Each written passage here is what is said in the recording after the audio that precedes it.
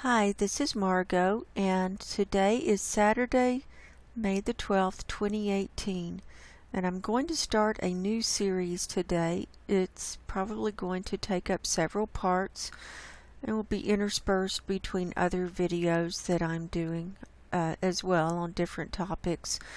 But I'm going to be reading a book that I found very helpful in my journey of uncovering the truth. It's by Immanuel Velikovsky and it's called Mankind in Amnesia. A lot of people have heard of Velikovsky. He was from Russia. He was a Russian psychiatrist, and then he moved to America and started writing after he moved here, and he did a lot of research into ancient histories. He had some pretty radical theories of the solar system and catastrophes that have happened on a global scale on the earth, and he was of the opinion that mankind has been near being wiped out on numerous occasions, and that these episodes are recorded in different mythologies and ancient histories and things of different people around the planet, including the Bible. And so he had all these different theories about how things happened and timelines and things like this, and he was not well received while he was alive.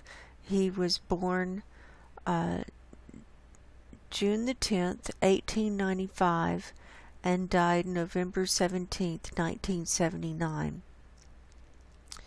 So one of his most famous books was called Worlds in Collision. And the one I'm going to read to you in this series is called Mankind in Amnesia. And I think it's just as important as his other books, but it's a different take on things. But he wrote Worlds in Collision in 1950, Ages in Chaos in 1952, Earth in Upheaval in 1955. These are the years they were published. Oedipus and Akhenaten in 1960, Peoples of the Sea 1977, Ramses II and His Time 1978, Mankind in Amnesia 1982, Stargazers and Gravediggers 1983, and then the final work, The Dark Age of Greece, was published in Israel, and I don't have the information on that.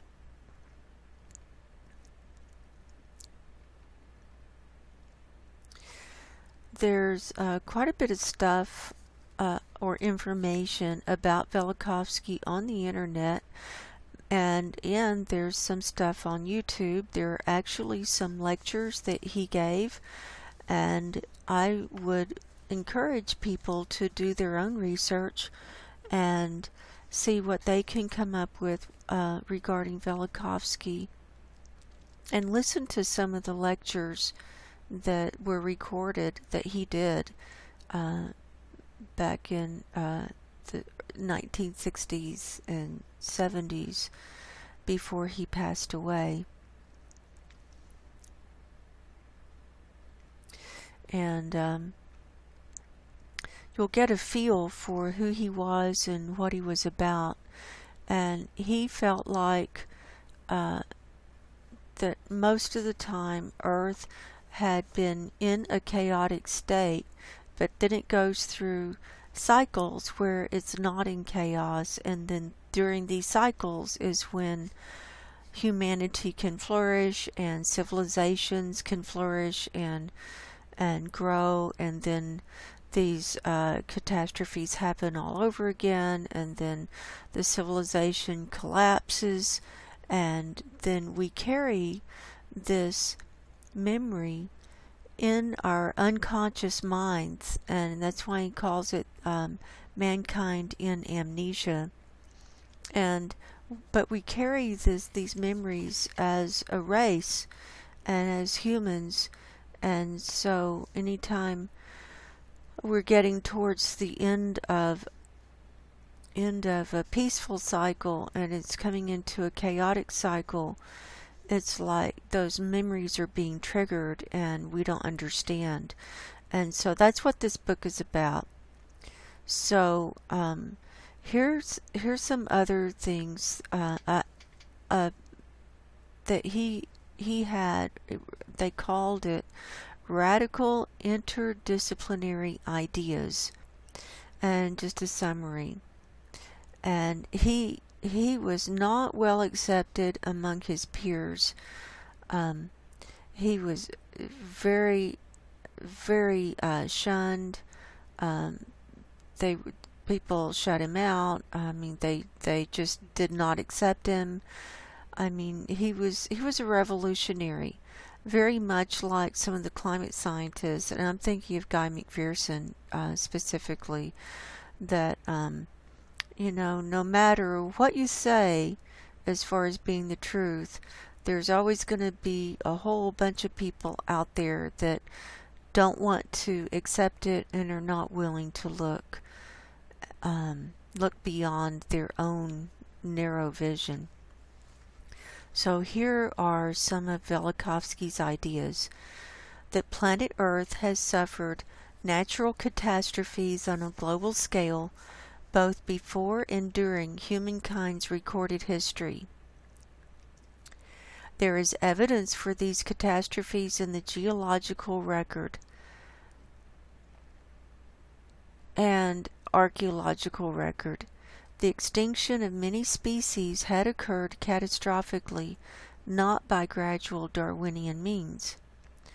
The catastrophes that occurred within the memory of humankind are recorded in the myths, legends, and written history of all ancient cultures and civilizations.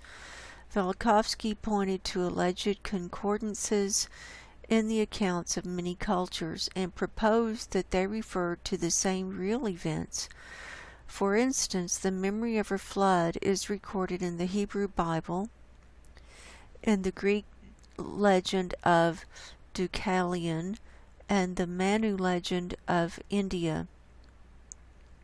Velikovsky put forward the psychoanalytic idea of cultural amnesia as a mechanism whereby these literal records came to be regarded as mere myths and legends. The causes of these natural catastrophes were close encounters between the Earth and other bodies within the solar system, not least what are now the planets Saturn, Jupiter, Venus, and Mars, these bodies having moved upon different orbits within human memory. To explain the fact that these changes to the configuration of the solar system violate several well-understood laws of physics, Velikovsky invented a role for electromagnetic forces in counteracting gravity and orbital mechanics. And he was also acquaintances with Einstein, and he lived at the same time as Freud.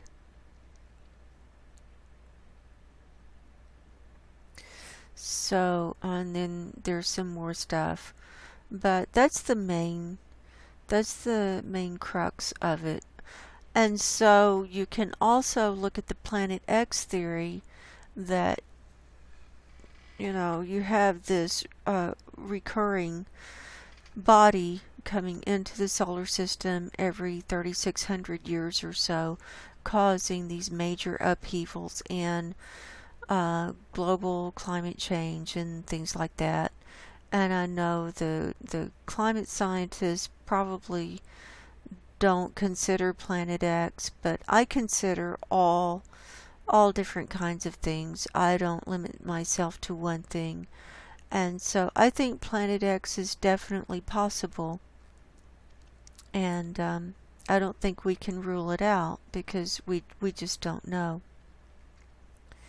But it would explain some of Velikovsky's theories too. And here's a quote, and I really love this quote. I may start with this at the beginning of each part. He says, "Don't be afraid to face the facts and never lose your ability to ask the questions why and how." And so basically he's saying, remove your belief reality cap, let go of all your preconceived notions and open your mind to all possibilities. And then you'll be open to seeing and understanding the truth. But until you do that, you have such a narrow view that you're coming from, you can't be open to any other viewpoint. So he had a hard life. So what can I say? He was definitely a truth seeker, and I was very influenced when I read his works. I've read quite a few of his books. I have read Worlds in Collision. I've read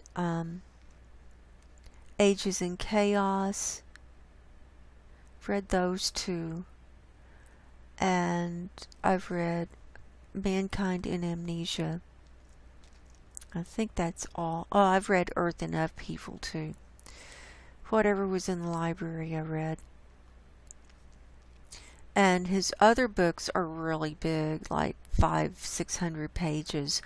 But Mankind in Amnesia is only about 200 pages. And there's really nothing on the internet about this book. And there's nothing on YouTube about it. And so that's why I decided to record a series where I'm simply reading the book Mankind in Amnesia by Immanuel Velikovsky. And it will be in several different parts. I don't know how many, but I will break it up, and I'm just going to keep doing it until I finish, and I will upload them as I go. So I hope you enjoy this series and get a lot out of it. And here's a little bit about the author.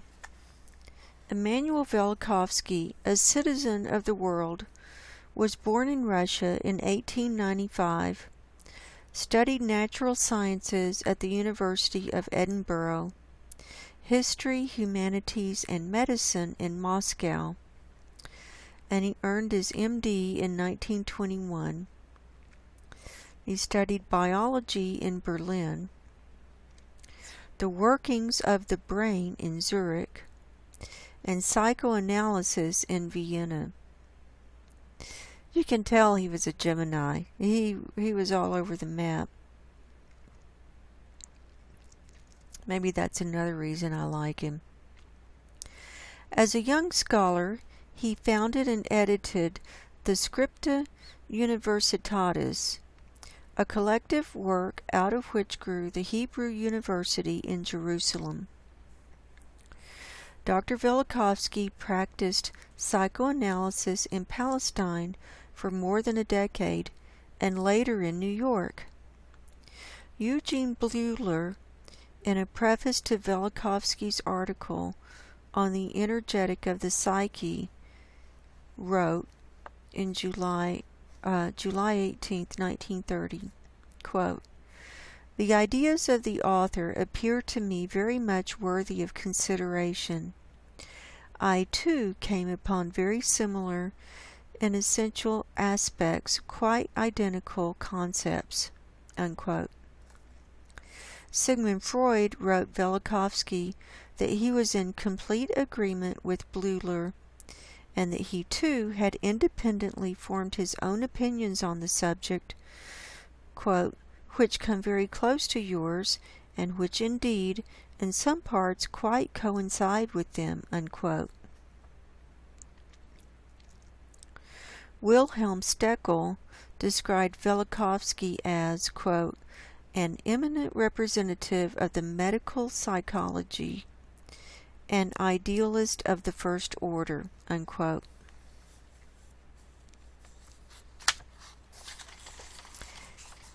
And later to Chaim Weissman as, quote, one of the most highly gifted of psychotherapists, unquote.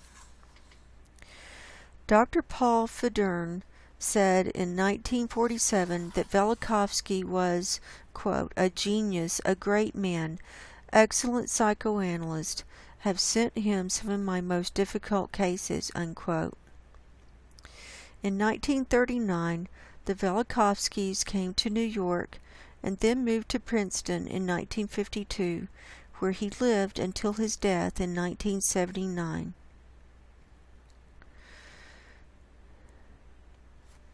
And that's at the back of this book, Mankind in Amnesia, just describing the author. And you're going to hear me flipping pages because I'm working from a copy of the book. So, we're going to start with the foreword now. Mankind in Amnesia by Immanuel Velikovsky.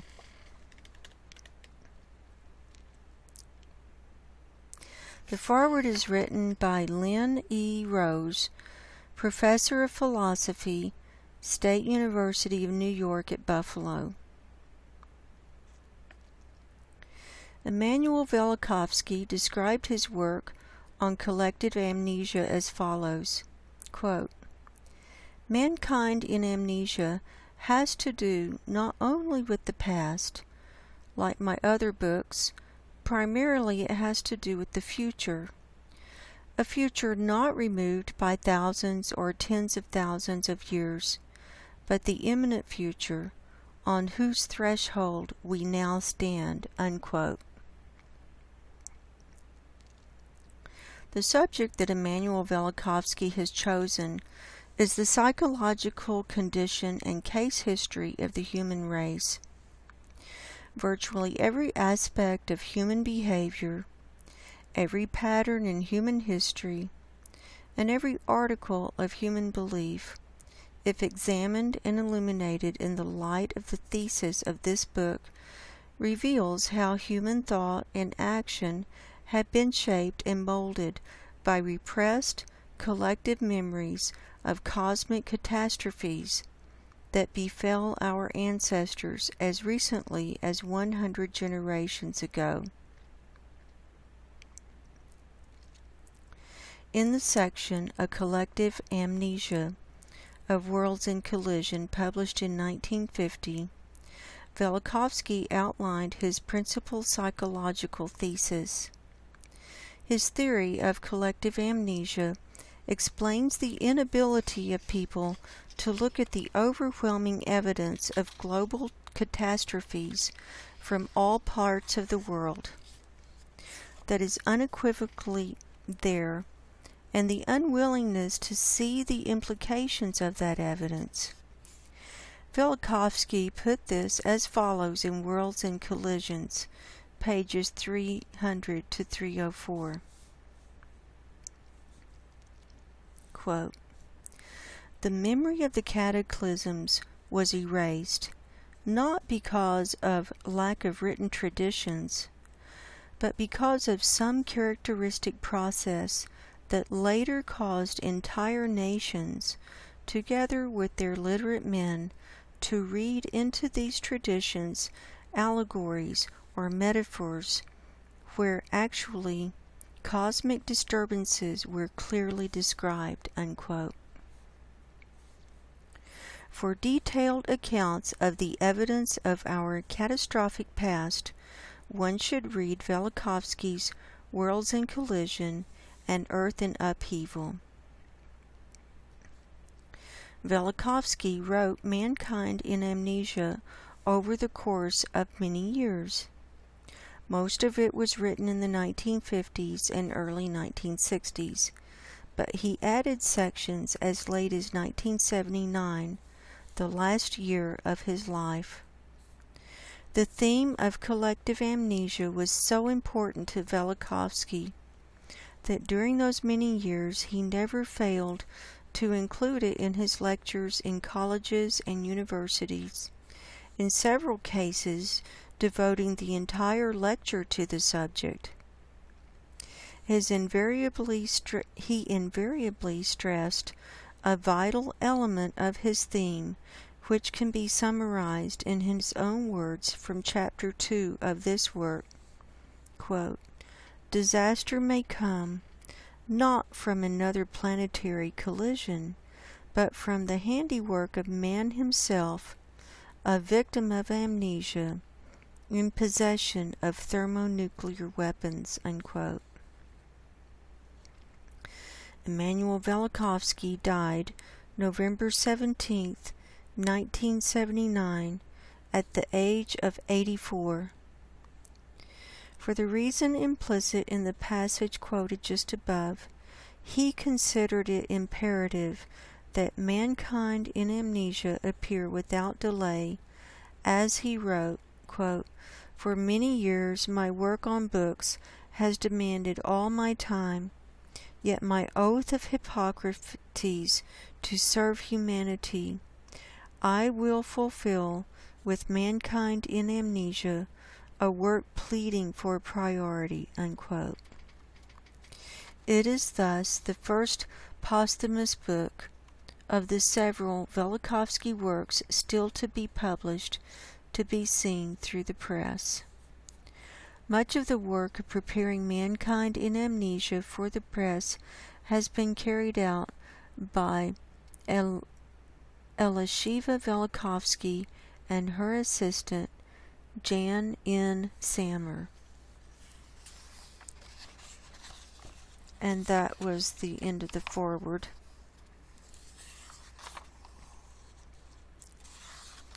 And I'm not going to go through the table of contents.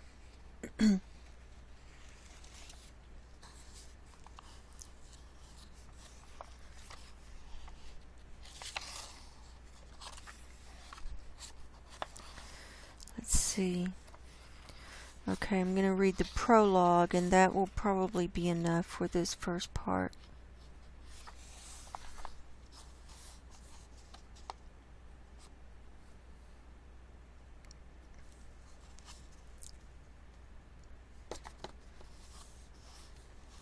Prologue, The Good Earth.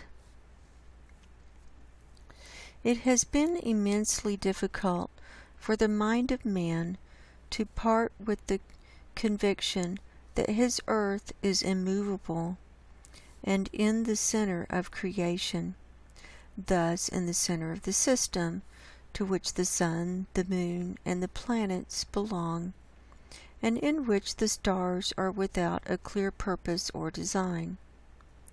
It is possible that the diagnostic opposition to the heliocentric system of the universe would not have been so complete and adamant were it known that though the earth is not located in the center of the system, it occupies the preferred position and possesses the optimal conditions for life and its progress. The sun is a blazing flame. Mercury, the planet closest to the sun, is so hot on its illuminated side that some metals would be molten. Its face is licked by solar plasma, and it has only a rudiment or a vestige of an atmosphere. Venus is enshrouded in massive clouds of dust and gases, and is well over 800 degrees Fahrenheit at its ground surface, equally on its lighted and shadowed sides. Its period of daylight is as long as 58 terrestrial days. Its night is of equal length. The ancients called it Lucifer, and it is a hell, and no life could be sustained on its surface under the dark canopy of dust. These two planets, Mercury and Venus, are situated on orbits between the Sun and Earth.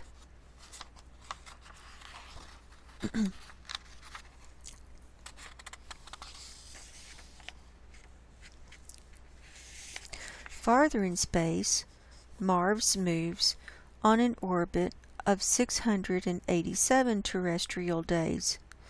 Its own day is nearly of the same duration as ours, and its seasons of double length have the same sequence as ours, but it receives only half as much heat per unit of surface as the Earth does. If there were water on Mars, it would be mostly frozen, but it seems that there is none or exceedingly little. The surface of Mars is all pocked by craters. It does not have a bucolic appearance, as some thought, but is a landscape of pits and crags and waste. Between Mars and Jupiter, fragments of some exploded body, numbering in the thousands, move on orbits, and some of them cross the path of Mars and even of Earth. Several of the chunks are billions of tons heavy, but none is conceivable as an abode of life.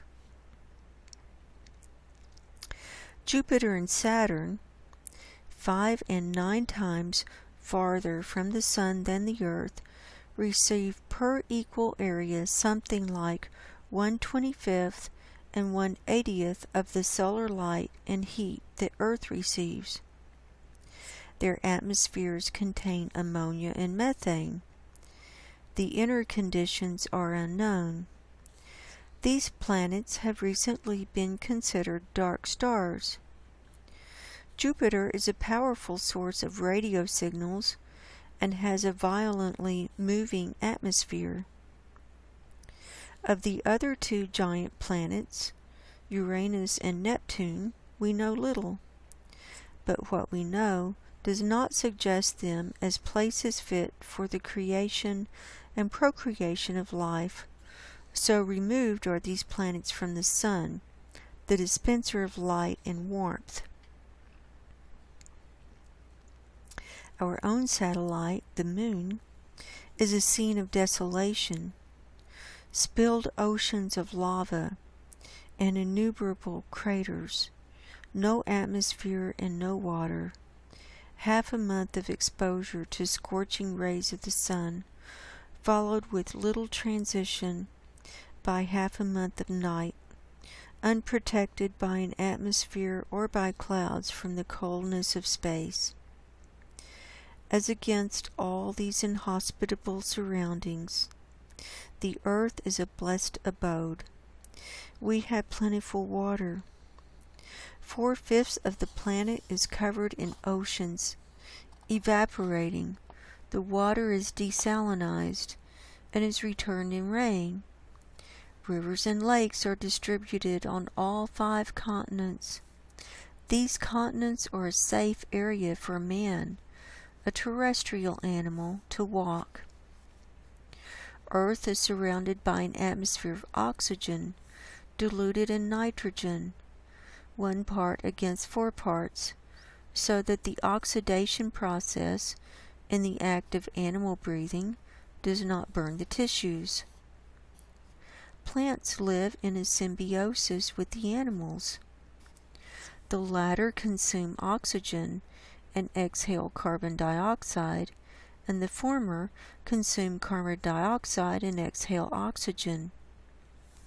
From the minerals of the ground, from water, air, and sunshine, plants extract their food and produce their fruits, each plant on a formula of its own, and animals feed on these fruits. The water of this planet, outside of the oceans, is partly frozen or solid, partly liquid and flowing, and partly in the state of vapor that moistens the atmosphere. The oceans are a rich abode of life.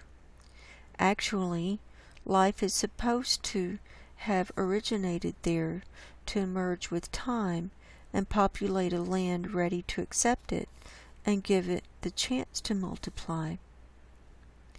The earth in its entirety is surrounded by a magnetosphere that protects it and its inhabitants from the noxiousness of cosmic rays, particles of energy hurled by the sun and other stars with millions and billions of electron volts of charged energy. Under the cover of the magnetosphere, a layer of ozone protects the Earth and its denizens from ultraviolet light.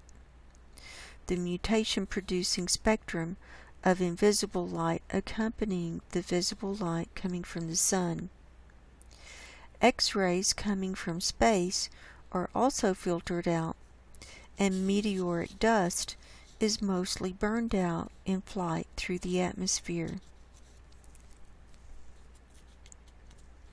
The Earth, with its atmosphere and oceans, rotates on its axis once in about 24 hours, and thus the alternation of day and night follows at periods convenient to the interchange of activity and rest, or nightly sleep. This measured sequence, so pleasing to us, is of much more rapid succession on the giant Jupiter, where day and night in the mean are less than 5 hours each.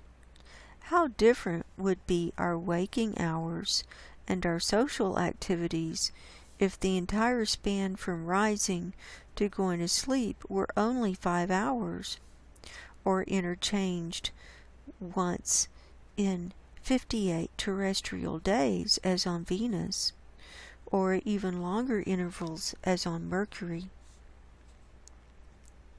On the Earth, traveling in an orbit of 365 days duration, the plants complete their cycle, and with each new circling, nature regenerates. The inclination of the axis of the plane of revolution causes seasons and their sequence. These situations and phenomena are responsible for the development of life on the planet and for its progression to presently existing forms, man included. With all his ingenuity, man has not yet succeeded in creating life from inorganic material, but nature, light and heat and other forms of energy in proper proportions applied to matter containing the element carbon, started life and developed it, discarding numerous forms but selecting others, until through many vicissitudes Homo sapiens evolved, and in a rapid progress developed arts and industries, and multiplied his interests and enjoyments, listened to tonal vibrations, and created symphonies, distinguished colors, and created visual art, another of his worlds of imagination. To live in comfort, he invented thousands of devices, and to live in security, he provided for law and its enforcement. Man is curious about the world of nature around him and studies the chromosomes and genes, the microcosmos of molecules and atoms and subatomic particles, and the macrocosmos of stars and galaxies. He finds that there are billions of galaxies. A galaxy like the Milky Way has 100 billion stars, and probably some of the stars have planets revolving around them. But is there a chance that conditions on them are ripe or beneficial for life and its development? No signals have yet arrived from outer space that could be ascribed to intelligent senders. Having learned how desolate Venus and Mars are, we are certain that we are the only intelligent inhabitants of the solar system, regardless of whether or not in the past other planets, possibly on different orbits, had developed life on them. Gone forever are the little green men, the Venusians, the claimed sighting of whom was accepted as a fact by gullible people. Then there were the Martians, a breed of strange design, who existed in the fantasy of many, but were detected by nobody.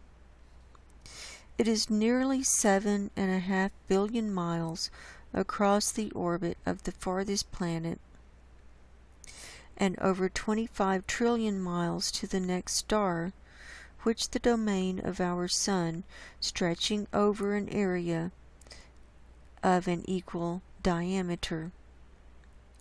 Our solar system is meaningful, more than for anything else, as the abode of man.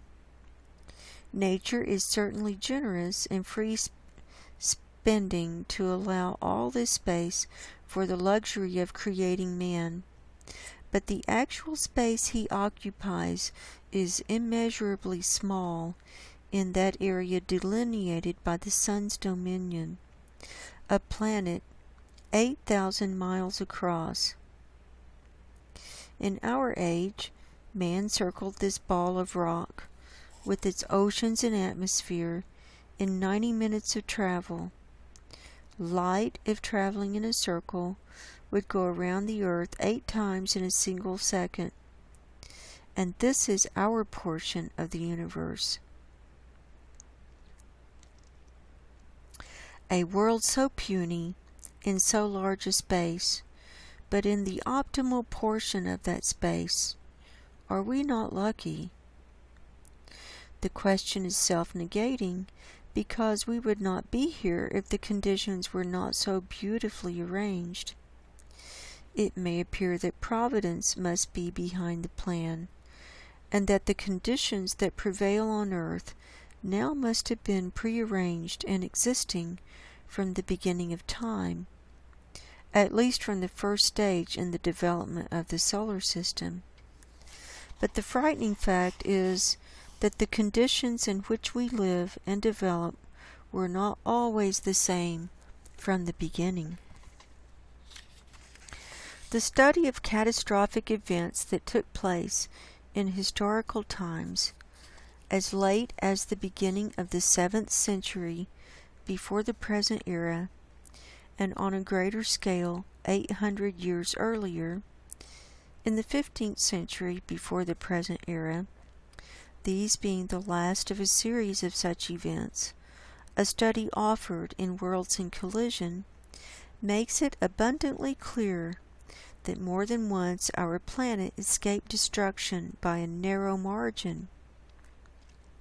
Further, in times past, neither the size nor the form of the Earth's orbit, nor the duration of its year and its seasons, nor the direction of its axis, nor the rate of rotation, and thus the length of the day, were the same as at present. Thus fate willed that the earth should survive. But whether it was by blind fate or by protective providence, we are, as I put it at the end of Earth in Upheaval, descendants of survivors, themselves descendants of the survivors. In such close brushes with a fatal destiny, not all species left survivors. Multitudes of forms of life were destroyed to the last member. Especially abundant were total casualties among mammals, and also among birds, amphibians, and fish. The lesson learned from the history of the globe is that it passed from one condition to another, changed position in space, changed climate and order of seasons, with different distribution of water and land, and that throughout the pre-human and prehistoric periods there occurred even greater cataclysms than exist in the memory of man, as the geological and paleontological records teach us. Yet some of the animal forms, like the tiny foraminifera in the ocean, succeeded in surviving, at least in part, without going through complete metamorphosis. From the fact that in a matter of merely 10,000 years, man made the passage from the stage of unpolished stone, Paleolithic, all the way to the so-called Western civilization of our day. And 10,000 years is but about 1/2 of 1/1,000,000th of the age of the Earth, as the modern geophysicists assess it. One must conclude that nature, while destroying many, wished to create even better conditions for at least some of those destined to survive as species. Learning of the perilous path man and his animal companions traveled in eons past to reach conditions felicitous for procreation and advance, one cannot but wonder again whether Providence planned and willed it, or whether a blind fate was behind our survival, when so many forms of life were extinguished, and when other planets fared so much less happily. As it is now, man is the prince of creation. Earth is the most fortunate planet in the solar system, and the sun's most important role is to take care of us, inhabitants of Earth. If there were civilizations on any of the other planets, they are no more. There is only one civilization for the sun to serve, the civilization of man. And that's the end of that part. And some of the science regarding the planets might be obsolete, like what he said might be obsolete now, because we've been able to send rockets and probes and things to these planets and learn more. But I love the way he writes, and it's very eloquent, and I like reading it. I just like reading it. There's something soothing about it, and something in acceptance of knowing that this is not the first time humanity has been through this. This is the first time our civilization has been through this. But it's not the first time that mankind has been through catastrophic change. And we're on the brink of catastrophic, abrupt change in so many forms, in so many ways. And Velikovsky thought that the nuclear annihilation was going to be a greater threat than catastrophic climate change. But it may be both. We just don't know. So I'm going to stop there for my first part. I hope you enjoyed this. Again, my name is Margo. I'm a hypnotist, holistic life coach, and empathic spiritual healer. My website is margoshealingcorner.com. And until next time, go in peace, God bless, and goodbye.